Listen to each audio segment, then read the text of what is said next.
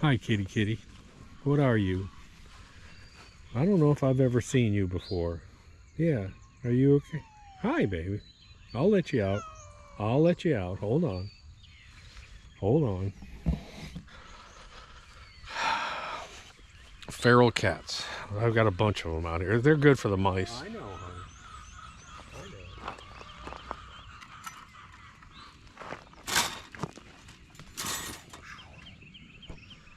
I had a friend get torn up by a feral cat one time. It is not pleasant.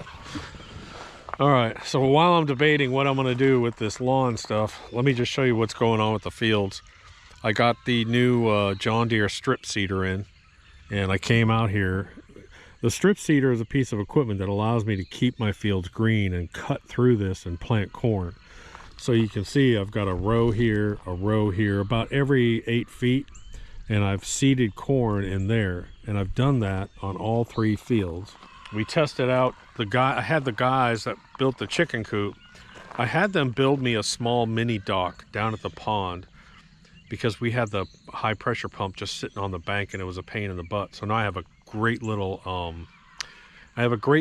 dock that I put the pump on, and we tested it out and ran this yesterday, and man, it works great. So here's some of the changes. So I run buried 2-inch PVC pipe 560 feet from my pond up to my switching station here, and I can now water all 3 of these fields without having to have hose all the way come up here. But here's what I think I'm going to do this year on the garden. I did not like, because we have hard pan out here, and because we keep the entire area living, my drip irrigation system, I was not happy with it at all. If you have a drip irrigation system and it heavies water on the plant, you got hard pan, you can get root rot. Plus, all the living areas that we keep alive around all this died off during the drought. So what I'm going to do is I'm going to come out here, I'm going to trench 2-inch hard pipe over here, and I ordered 4 irrigation heads, and I'm going to put 1 on each corner. And I can basically go down there, start my pump, and fire up all 4 of these heads and let these heads water this whole place, and you'll see why in a minute. And just let it run for 45 minutes and soak this place early in the morning. Then it'll have all day to dry out. Now, do I risk possibly some additional disease in there? Maybe, but I've said this before, I'm a big believer in kind of replicating Mother Nature, and Mother Nature doesn't drip down at the roots. It actually waters the entire area. Biodiversity is one of the things that we really stress if you want healthy soil. And you know I'm a soil freak. So like out here in these fields stay green 365 days a year. You will never see dirt on my property ever again. This is always green. And I'm going to have corn growing inside here, which is already starting to germinate, believe it or not, after 5 days. Okay, so this is Chicken Coop 2.0. It is absolutely gorgeous. Absolutely gorgeous. Matter of fact, I still have my Echo Studio out here for music. I need to put it inside with these storms coming. Okay, so this is the trellis system. Get ready to do a separate video on this. This is the new trellis system that we put in this year, and this is phenomenal. Basically, cucumbers, beans, peas, I can just walk under here and we can harvest whatever we want. We'll train everything to grow up here. This is going to be an herb and specialty garden. Rachel said she wanted something, so we put that in for her. We had wildflowers out here last year. We moved them outside the fence. And what we did is we're putting our standing squashes. So our yellows, zucchinis, and eggplants, we'll put that, they're already in here and growing. This side, it seems like everyone wants my tomatoes. Tomatoes are high in demand. So this year, this entire side here, and I've got 1, 2, 3, 4, 5, 6, 7 rows, and probably 1, 2, 3, 4, 5, 6, 7. What's 7 times 7? I mean, I got 50 something. I probably got 50 tomato plants sitting out here. So this will all be tomatoes over here. And then on this side, I'm real heavy in peppers. All kinds of different peppers. And I'm going to I've got 2 more rows. I'm going to do something else in here. I don't know what. But man, this is looking great. Now here, I have a second old Ego mower. And we come in here and we actually cut this green space. I am a huge believer that if you never have dirt, what you want to have is you want to have roots in the ground. Roots in the ground, I don't care who you talk to, you will understand how important that is. This whole thing creates a living web inside here. All these plants are talking to each other and working back and forth. And look at the biodiversity I have in here. This is crazy. Look at this. Look at all the clover, ryegrass, turnips, anything. But this is what I want to see. This creates shade on the soil, allows water to penetrate, opens up the ground. This is the way I've done it for years. Green, green, green in between. Now, a lot of people are into the wood chip thing. That's great, but wood chips sit on top of the soil and they don't do a whole lot for soil health. In other words, they're not penetrating, they're not opening up that soil, allowing the surrounding water to go into the soil. They're not creating mycorrhizal fungi. Wood chips don't create mycorrhizal fungi.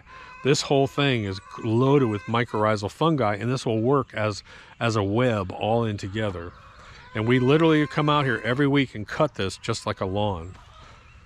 So the girls are over there. Like I said, I'm putting shade cloth over there. I probably need to put another piece of shade cloth. They're pissed off because I'm not feeding them yet.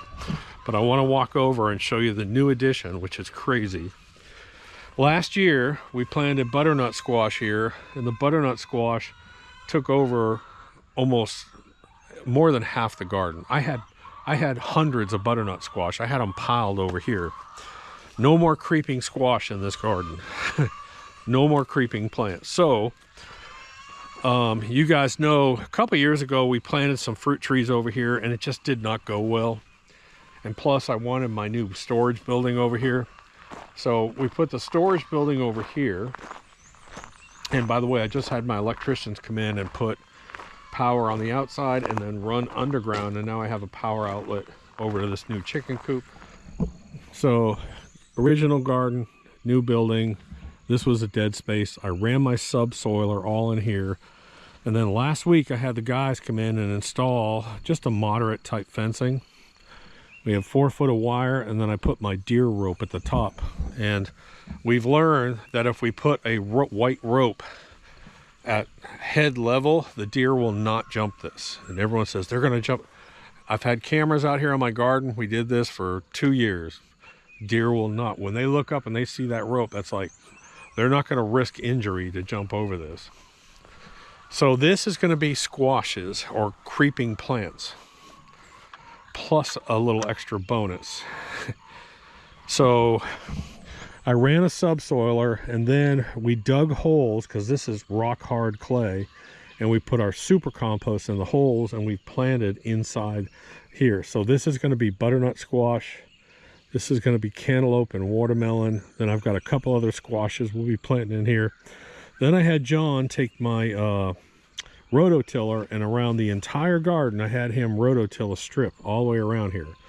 And what I did was I threw some extra tomato plants over here that I had, just sort of extras, tomato plants, and I had a bunch of seed corn left over.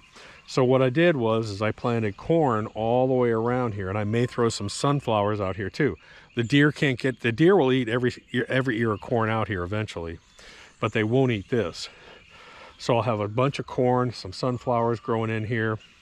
I may even throw some peas up along that fence over there. But this will be good. This will just be sort of a wild, growing, spreading garden. It'll be actually really cool. But again, I don't have irrigation over here, so but I have a well right here. If I need to, we run a hose over here and water this. But this is going to be really cool. This is big. This is 100 feet long. This is almost 100 feet long and about 35 feet wide. So it's a big garden. And I still got to get in here and finish planting today before this rain comes, I think. All right, so I'm putting this on video so I remember. Okay, row number 1, I've got all butternut squash, planted all the way down butternut squash. Row number 2, I have got cantaloupe planted all the way down to about here, and then I've got watermelon planted. Row number 3, I've got Golden Delicious planted halfway. And then winter spaghetti squash planted the other half. And then I'm going to put some pumpkins out back and some more watermelons probably. Dude, this place is going to be crazy. I don't know how you're going to walk through here. That's going to be the crazy part. It's going to be nuts.